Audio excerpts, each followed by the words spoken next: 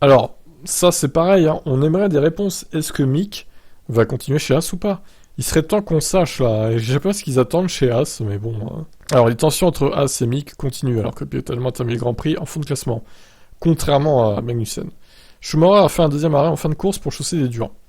Le pilote a exprimé son incompréhension face à cette décision, jugeant qu'il aurait pu rester en piste. Steiner n'a pas voulu commenter ça, c'est le propriétaire Gene Haas qui a justifié cette fois la raison a priori nécessaire pour laquelle la stratégie était ruinée. Quand Mick et Kevin sont rentrés, ils ont tous les deux eu les mêmes pneus.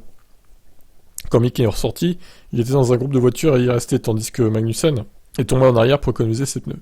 Pendant ce temps, Mick usait les siens. Magnussen a pu faire 38 tours avec un train de gomme médium, ce que personne d'autre n'a pu faire.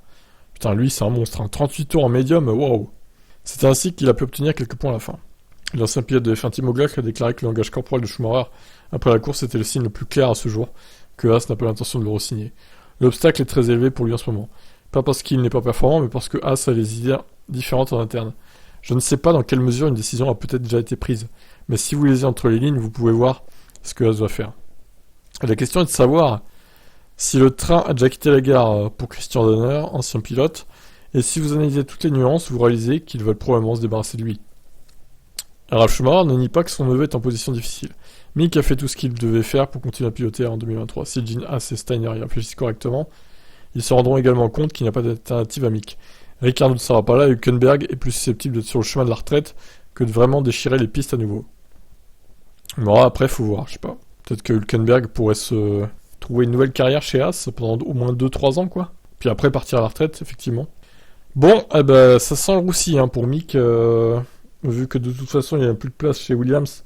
Alors, à moins d'un fiasco pour Sargent en F2, qui n'arrive pas à avoir, qui se fasse cracher, qui n'arrive pas à avoir la super licence, ce qui pourrait arriver, hein, du coup. La porte est fermée pour lui chez Williams. Alors, par contre, ce à quoi je pense, c'est pourquoi pas chez Sauber en 2024, Sauber Audi, qui voudra absolument un pilote, au moins un des deux allemand, quoi. Et ils vont pas recruter Hülkenberg, hein, ça m'étonnerait. À moins que Hülkenberg performe bien en 2023, que du coup il soit recruté par Audi en 2024, ce qui pourrait arriver. Mais bon là, peut-être qu'il ferait le choix de Mick Schumacher. C'est pour ça qu'il a dit d'ailleurs, Mick Schumacher, ça le dérangerait pas de faire une année sabbatique éventuellement, et revenir en 2024 comme Ricciardo d'ailleurs. Bon, eh ben écoutez, sur ces bonnes paroles, je vous laisse. Qu'est-ce que vous en pensez? Ciao.